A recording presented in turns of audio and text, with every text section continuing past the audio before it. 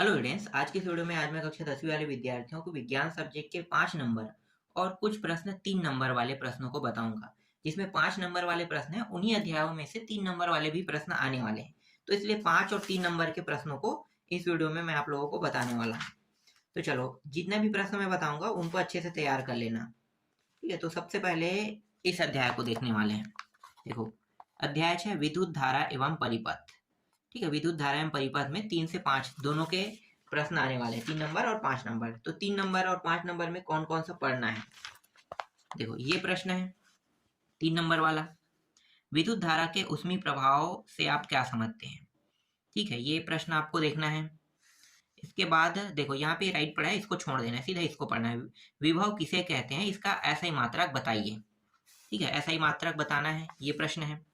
ये विद्युत शक्ति की परिभाषा परिभाषित कीजिए। ये विद्युत शक्ति की परिभाषा पूछेगा और एक प्रश्न इसके साथ ऐड करके इसे 5 नंबर के बना सकता है।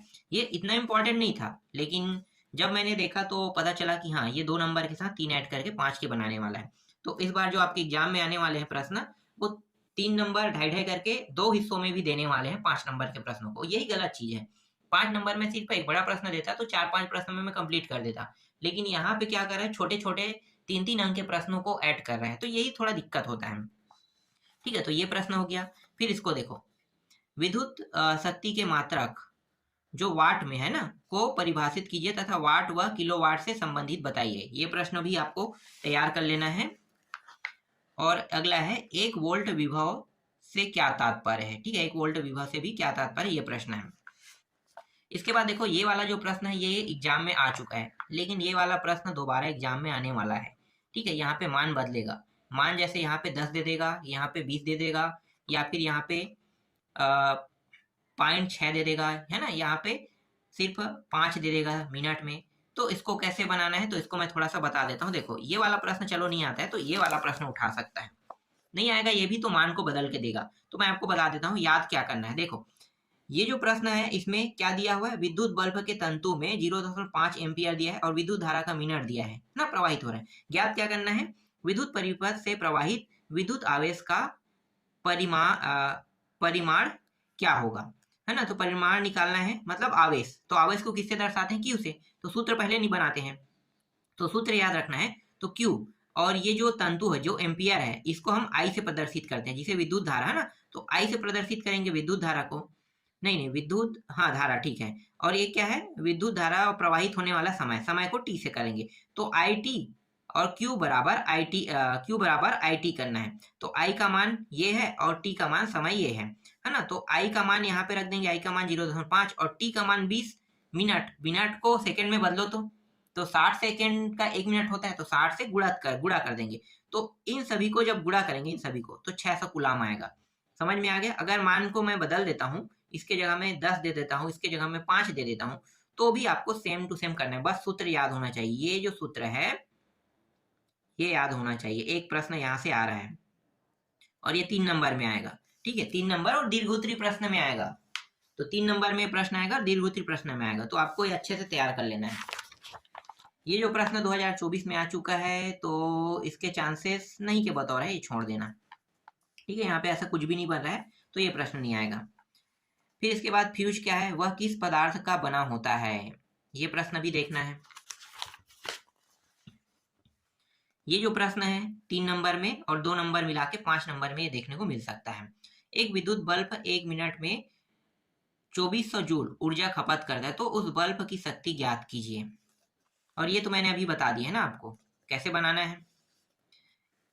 किलोवाट घंटा क्या है, इसका मान जूल में लिखिए। ठीक है, ये भी इंपॉर्टेंट प्रश्न है, उतना ही इंपॉर्टेंट है जितना मैं बता रहा हूँ। ठीक है, तो इसमें मैं किसी में भी 3 नंबर वाले में मोस्ट इंपॉर्टेंट नहीं बताऊँ, क्योंकि हर सेट में अलग अलग प्रश्न आने वाले हैं, तो सभी प्रश्न 3 नंबर के मोस्ट इंपॉर्टेंट रहेंगे।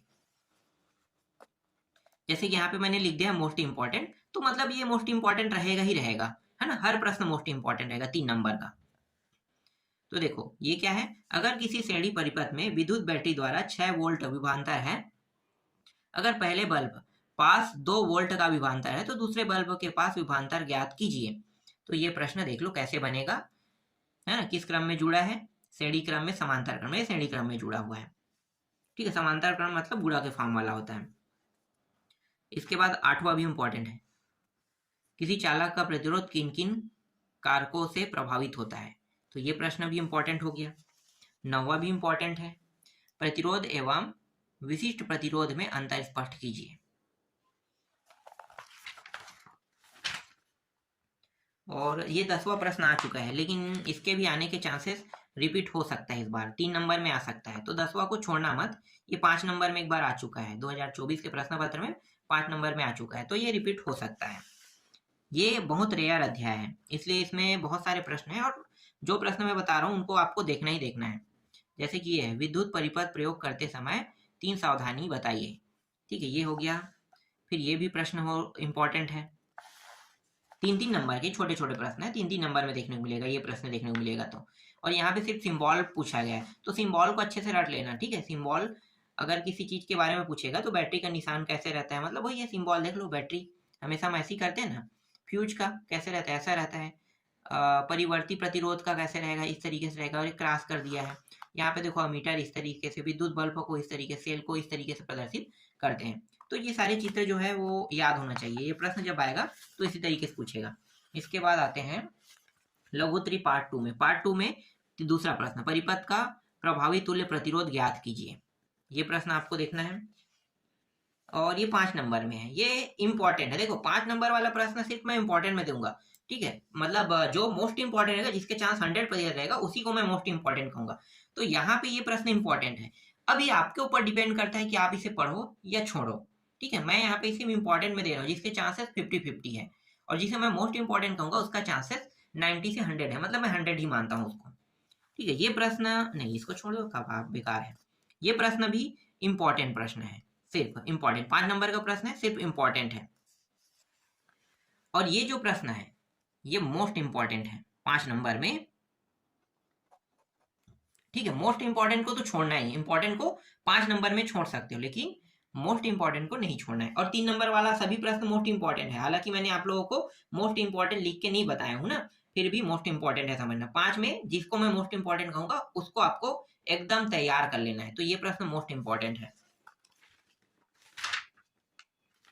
ये सिर्फ इंपॉर्टेंट है, इसको चाहो तो आप छोड़ सकते हो। ठीक है, इसके चांस आने के 50-50 रहते हैं, मोस्ट इंपॉर्टेंट से ही प्रश्न पूछेगा मेरे हिसाब से। तो हमेशा मोस्ट इंपॉर्टेंट जो मैं देता हूँ उसी से अब तक आया है, तो अभी भी मेरे हिसाब से मोस्ट इंपॉर्टेंट से आएगा। ठीक है, पेपर के समय जब आपके पास समय कम रहेगा तो आप सिर्फ मोस्ट इंपॉर्टेंटों की तैयारी करना, और जब समय ठीक ठाक रहेगा तो समय के साथ इंपॉर्टेंटों को भी खींच लेना। ये प्रश्न भी मोस्ट इंपॉर्टेंट है। ठीक है, दीर्घोत्तरी प्रश्न क्रमांक 4 से ये प्रश्न भी मोस्ट इंपॉर्टेंट, प्रतिरोध के श्रेणी क्रम संयोजन नामांकित आरेख बनाकर तुल्य प्रतिरोध समीकरण लिखिए, कह रहा है ना, इसको दूसरे नामों से भी जाना जाता है, इसको देख लेना। ये प्रश्न सिर्फ इंपॉर्टेंट है, चाहो तो इसको पढ़ सकते हो, ऐसे प्रश्न एग्जाम में नहीं आता है, आप चाहो तो पूरा छोड़ दो, इसको नहीं आता है। गणितीय प्रश्न, ऐसे गणितीय प्रश्न नहीं आते, ये भी गणितीय प्रश्न है, ये भी नहीं आता है, इसलिए इसे इंपॉर्टेंट बस में रखा गया है। आप चाहो तो छोड़ सकते हो। ठीक है, जैसे ये प्रश्न है, ये भी सिर्फ इंपॉर्टेंट प्रश्न है। ठीक है, ये प्रश्न है, ये मोस्ट इंपॉर्टेंट है। ठीक है, ये मोस्ट इंपॉर्टेंट, इसको छोड़ना नहीं है, ये मोस्ट इंपॉर्टेंट है। और एक प्रश्न ये तो आ चुका है एग्जाम में, देखो ये अपने घर वाला है ना, ये प्रश्न 2024 में आ चुका है ये वाला, और ये से संबंधित ये भी है, तो उसी का हिस्सा है, तो 2024 में आ गया, तो इन दोनों को आपको देखने की जरूरत नहीं है। जो सन 2024 में आ गया है उनमें से कुछ ही प्रश्न रिपीट होते हैं, नहीं क्या बताओ, रिपीट तो होता ही नहीं है, इसलिए देखने की भी जरूरत नहीं है, समझो। इसके बाद आते हैं डायरेक्ट अध्याय 12 पे। अध्याय 12 विद्युत के चुंबकीय प्रभाव। विद्युत के चुंबकीय प्रभाव से कौन कौन से प्रश्न 3 नंबर के मैं पहले बता देता हूँ। तो 3 नंबर में विद्युत मोटर क्या है ना, ये तो है 2 नंबर के। जब 5 नंबर में आएगा तो विद्युत मोटर की परिभाषा पूछ सकता है, और इसके साथ और कुछ ऐड कर सकता है। इसी तरीके से विभव वलय की विद्युत मोटर से क्या भूमिका है, ये हो गया। विद्युत जनित्र क्या है, विद्युत जनित्र का सिद्धांत लिखिए, 3-3 नंबर के हैं, और ये सब बकवास, उसके बाद तो देखना ही नहीं है। इसके बाद देखो विद्युत चुंबकीय प्रेरण से क्या समझते हैं, ये हो गया। विद्युत चुंबकीय प्रेरण क्या है, इसके खोजकर्ता वैज्ञानिक के नाम लिखिए, इसको देखना है। ठीक है, 2 अलग अलग नामों से पूछा गया है। अब डायरेक्ट आते हैं लघुत्तरी प्रश्न क्रमांक 1 के तीसरा में। देखो ये प्रश्न है, विद्युत मोटर का सिद्धांत क्या है, इसको आपको देखना है। है ना, ये सभी मोस्ट इंपॉर्टेंट है। चुंबकीय क्षेत्र को उत्पन्न करने वाले तीन तरीकों की सूची बनाइए, ये इंपॉर्टेंट है। चुंबक के 3 प्रमुख गुण बताइए, इंपॉर्टेंट है। 2 चुंबक बल रेखाएं एक दूसरे को क्यों नहीं काटती, ये इंपॉर्टेंट है। ये 2 नंबर का प्रश्न लग रहा है, मेरे हिसाब से नहीं है इंपॉर्टेंट, इसको चाहो तो छोड़ सकते हो, ठीक है, ये गलती से टिक हो गया है, तो छोड़ सकते हो तो छोड़ देना, ठीक है, ज्यादा अच्छा रहेगा, छोड़ ही देना, नहीं आता है प्रश्न वैसे। जैसे ये प्रश्न आएगा 3 नंबर में, फ्लेमिंग के बाएं हाथ का नियम और एक दाएं हाथ का नियम, तो इसको देखना है, ठीक है। फ्लेमिंग का बाएं हाथ का नियम हो गया, और ये रहा चौथा जो है दाएं हाथ का है। और ये धारावाही प्रणाली का चुंबकीय भांति, ये भी नहीं के बतौर है, चलो इसको देख लेना, छोड़ना मत, ये ठीक हो गया है। तो ये थोड़ा सा इंपॉर्टेंट है, पर इतना नहीं है, 50-50 वाला इंपॉर्टेंट है ये। फिर 3 नंबर में प्रत्यावर्ती एवं दिष्ट धारा में 4 अंतर, हमेशा 3 अंतर आएगा, 4 तो नहीं आएगा, ठीक है। तो 3 अंतर 3 नंबर का प्रश्न है, इसको देख लेना। फिर ये 5 नंबर का प्रश्न है, इसके जो आधा टॉपिक है ये दीर्घोत्तरीय प्रश्न क्रमांक पे है। तो ये 5 नंबर का देखो, चुंबक के कोई 3 गुण 3 नंबर में आएगा, ये जो चुंबक के 3 गुण वाला है 3 नंबर का है, ठीक है, जो पहले हमने देख लिया है इसको। अब चुंबक के गुण के लिए जैसे विद्युत मोटर व विद्युत जनित्र के बारे में पूछेगा, तो ये भी 3 नंबर का रहेगा, तो दोनों मिला के तुम्हें 5 नंबर के देखने को मिल सकता है। दीर्घोत्तरीय प्रश्न क्रमांक, चुंबक बल रेखाओं के गुण कोई 3 कह रहा है, ये 3 नंबर का है, 5 नहीं लिखेंगे, 3 नंबर का है। 3-3 नंबर के बहुत सारे प्रश्न मिलके 5 नंबर का बनेगा, और ये डायरेक्ट 5 नंबर का प्रश्न है, ठीक है। और ये 5 नंबर का जो प्रश्न है ये मोस्ट इंपॉर्टेंट प्रश्न है। देखो 5 नंबर में मैं कम बता रहा हूँ, अगर 5 नंबर बस के बताता ना तो कम में निपट जाता, 3-3 को ऐड कर रहे हो, 3-3 को ऐड करने का मतलब है कि हर एक सेट में अलग अलग प्रश्न आएगा, हर एक सेट में, ए सेट में अलग प्रश्न आएगा, बी में अलग आएगा, सी में अलग आएगा, और दीर्घोत्तरीय जो प्रश्न है जो 5 नंबर वाला वो सभी सेट में कॉमन रहेगा, तो इसलिए 5 नंबर वाले प्रश्न कम बताया जा रहा है, लेकिन 3 नंबर वाले प्रश्न हर सेट के हिसाब से ज्यादा बताया जा रहा है। ये मोस्ट इंपॉर्टेंट हो गया। मोस्ट इंपॉर्टेंट प्रश्न ये भी है, विद्युत जनित्र का वर्णन निम्नांकित शीर्षकों के अंतर्गत कीजिए, ये भी हो गया, ये भी मोस्ट इंपॉर्टेंट है, ठीक है, यहाँ पे मोस्ट इंपॉर्टेंट लिख देता हूँ ना, ये भी मोस्ट आईएमपी है।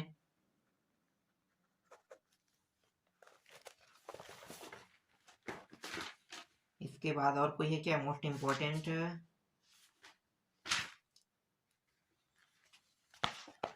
ये वाला प्रश्न है मोस्ट इंपॉर्टेंट,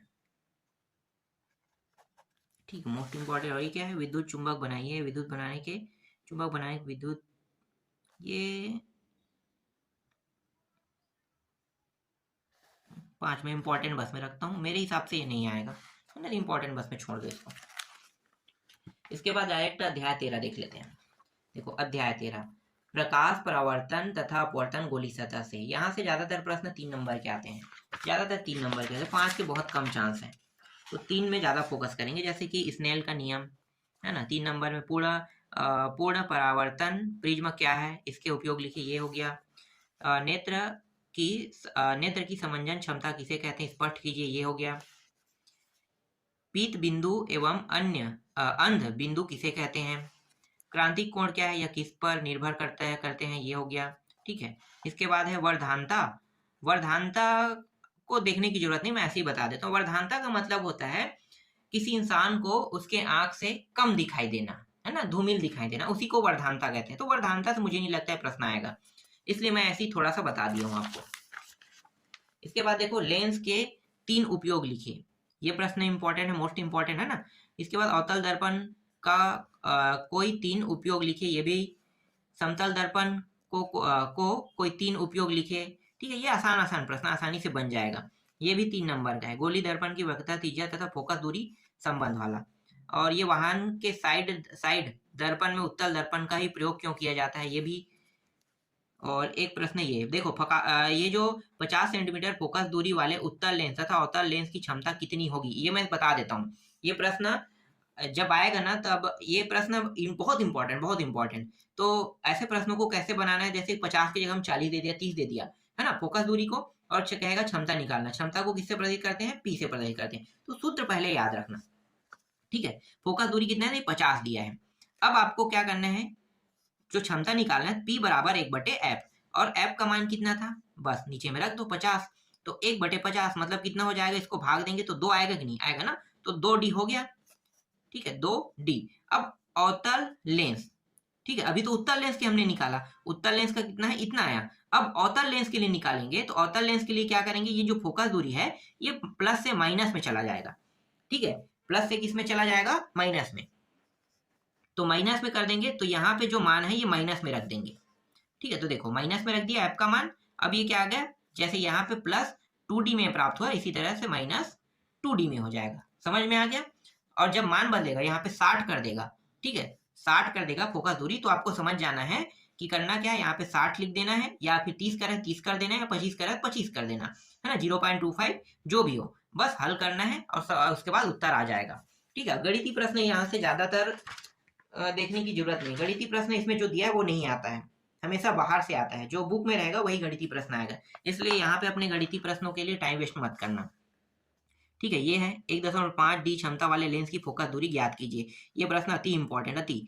देखो ये जो 6 दिया है ना, इसको भी मैं बता दूं, लेंस की क्षमता P, इस बार दिया क्या है, क्षमता दी, इस बार उल्टा कर रहे हैं, फोकस दूरी निकाल रहे हैं, याद रखना फोकस दूरी निकाल रहे हैं, मतलब जो अभी मैंने गणितीय प्रश्न बताया है फोकस दूरी दिया था तो क्षमता निकालते थे, इस बार क्षमता दिया हुआ है और इस बार क्या निकालेंगे, फोकस दूरी, तो क्षमता को किससे दर्शाएंगे, P से, ठीक है, 1.5D है। अब सूत्र वही है, सूत्र में क्या करेंगे, बदलाव कर देंगे, जैसे ये सूत्र क्या था, P बराबर 1/F, यही था।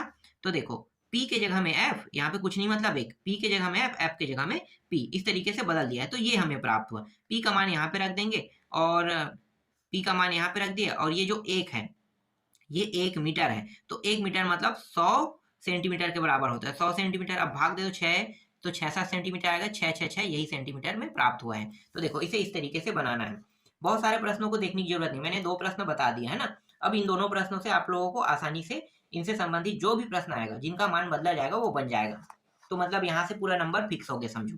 लेंस की क्षमता क्या है, इसकी इकाई लिखिए, ये 3 नंबर के प्रश्न है। 3 नंबर के पास उत्तल एवं अवतल दर्पण में कोई 3 अंतर लिखे, ये भी है। समतल एवं उत्तल दर्पण के कोई 3 अंतर लिखे, ये भी है 3 नंबर का। इसके बाद ये वाला प्रश्न 5 नंबर के, गोली दर्पण किसे कहे, प्रकार लिखिए, और ब जो है दर्पण की फोकस दूरी को परिभाषित कीजिए। तो 2 नंबर का ये प्रश्न, 3 नंबर के, 5 नंबर का हो गया, ठीक है। 5 नंबर में ज्यादा प्रश्न नहीं देखेंगे, ये भी 3 नंबर के, यहाँ से ज्यादातर 3 नंबर के प्रश्न देखने को मिलेगा, ठीक है। तो ये अवतल उत्तल सब दर्पण के बारे में पूछ रहा है, ठीक है। और इसके बाद देखो गोली दर्पण के निम्न परिभाषित कीजिएगा, वक्रता, वक्रता केंद्र और ध्रुव दरार, इनको परिभाषित करने के लिए कहा, ये भी 3 नंबर में आपको देखने को मिलेगा। अभिसारी और अपसारी लेंस के बारे में भी पूछ सकता है, तो 3 नंबर के प्रश्न ये भी है, अपसारी और अभिसारी लेंस देख लेना। इसके बाद 5 नंबर का प्रश्न देखते हैं, कुछ प्रश्न है 5 का जिनको देख लेते हैं, ठीक है। ये 5 नंबर का है, 5 नंबर का प्रश्न, ठीक है, इसको देख लेना। 5 नंबर का प्रश्न ये है, इसको देख लेना, जिसमें प्रकाश तंतु और दूरदर्शी के बारे में पूछा है। और है क्या कोई पर, हाँ ये मोस्ट इंपॉर्टेंट में 2 प्रश्न है, ये दोनों को देख लेना, ठीक है। चौथा और छठवां मोस्ट इंपॉर्टेंट है, देख लो, चौथा और छठवां मोस्ट इंपॉर्टेंट है। ज्यादा प्रश्न इसमें नहीं बता रहा, 3 का ज्यादा बता रहा था, क्योंकि 3 का ही ज्यादातर यहाँ से देखने को मिलेगा।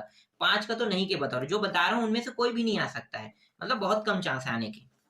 ये वाला भी 5 नंबर में, और ये सब मोस्ट इंपॉर्टेंट है, ठीक है।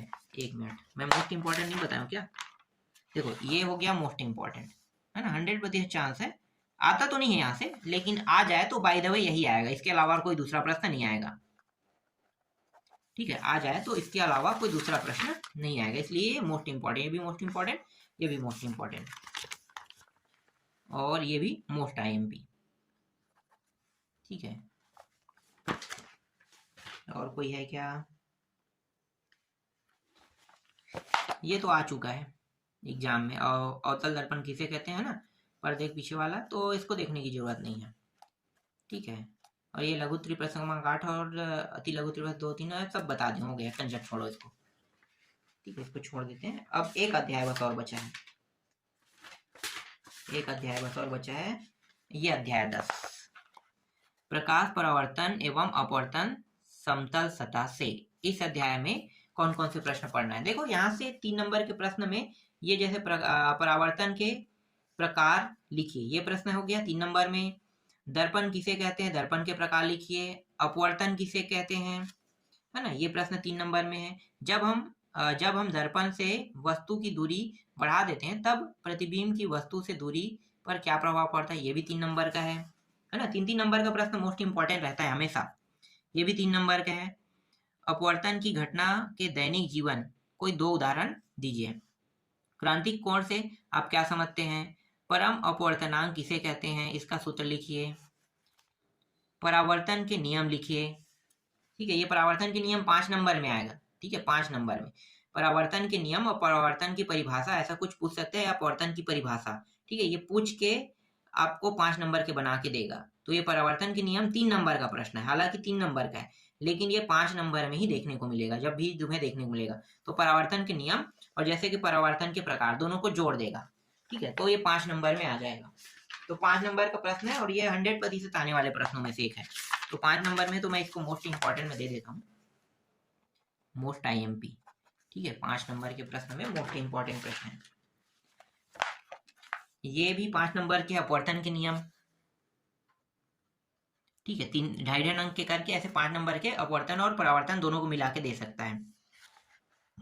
ये प्रश्न सिर्फ 3 नंबर का है। पूर्ण आवर्ती परावर्तन, इसके लिए क्या आवश्यक है? और ये वाला प्रश्न, प्रकाश के अपवर्तन से क्या तात्पर्य है, प्रकाश परावर्तन से किस प्रकार भिन्न है, ये भी सिर्फ 3 नंबर का है। ठीक है, देखो इस तरीके से चित्र बनाना है। 3 नंबर में देखो ये वाला, बताइए कि आप समतल अवतल दर्पण है ना, इसके बारे में पूछ रहा है, तो इसको बताना है। फिर ये भी 3 नंबर का है। 8वां 9वां ये भी 3 नंबर का है, और 10वां भी 3 नंबर का है। ठीक, 3 नंबर में ये भी है। ये मोस्ट इंपॉर्टेंट, ये 3 नंबर में है तो चलो मोस्ट इंपॉर्टेंट तो रहेगा। ठीक है, इसको देख लेना।